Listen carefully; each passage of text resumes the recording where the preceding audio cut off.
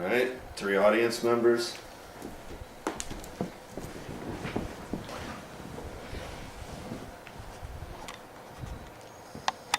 Have you ever seen one of the fastest cars in the world race around a dirt track at speeds up to 180 miles per hour?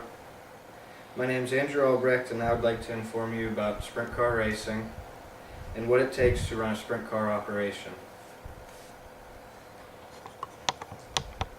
First off, a sprint car is a high-powered car designed only for racing on a dirt track. Sprint cars have 1,000 horsepower and weigh 1,300 pounds. Power to weight ratio is one of the fastest cars on the planet. Dirt track racing became widespread in the 1920s and the 1930s. The alcohol prohibition and running moonshine from the cops down dirt roads started it all.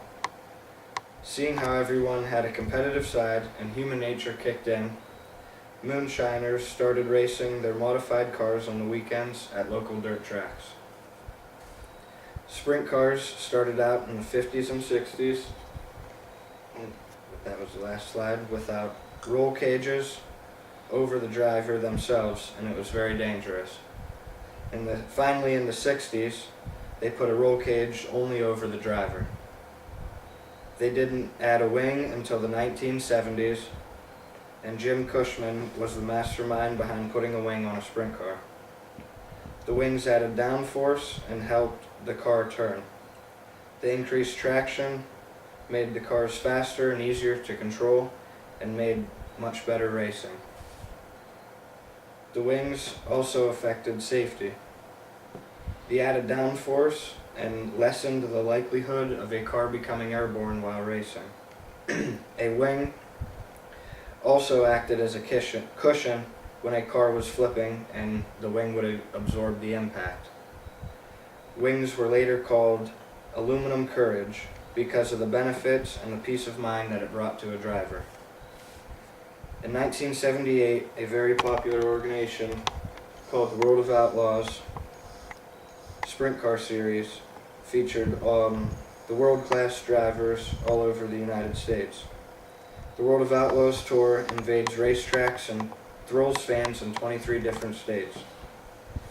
In addition, the Outlaws race for over $6 million in purse money prizes, and in their journey of putting on a great show across the United States. Most of the World of Outlaw racers travel 50,000 highway miles a year in their motorhomes and trailers. They carry enough spare parts, engines, and parts to last them most of the season living in the trailer.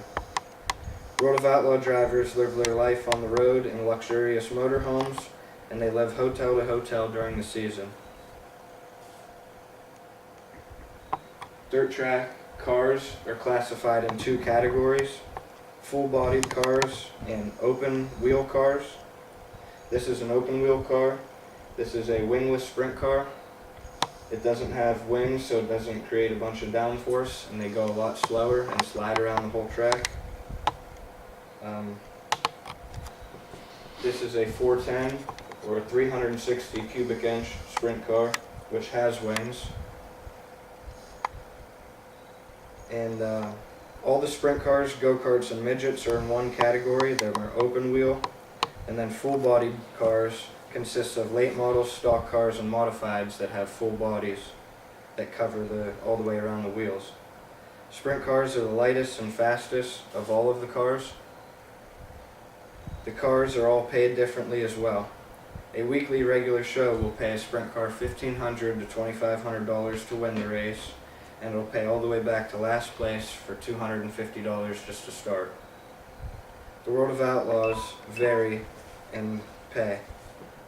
The Knoxville Nationals is one of the largest races of the year, and it pays $266,000 for a weekend event.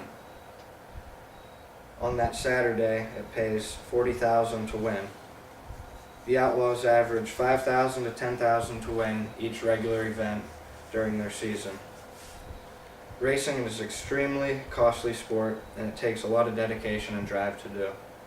Finding sponsors and keeping the sponsors you have is always an ongoing battle. From my own experience, it takes at least $40,000 to start a race car team. After the cost of building the race car, you are forced with buying a truck and trailer, safety equipment, tools for the engine and car.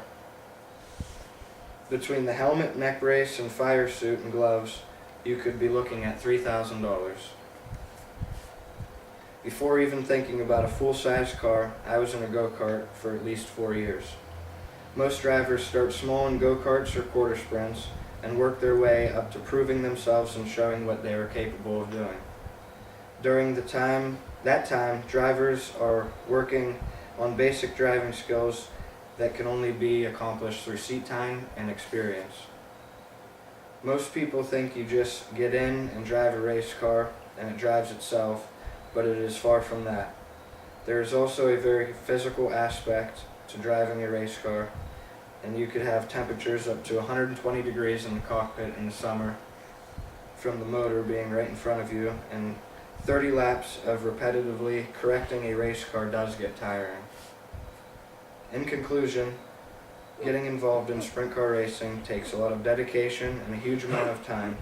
It also takes a lot of networking and connecting with sponsors and future possible sponsors.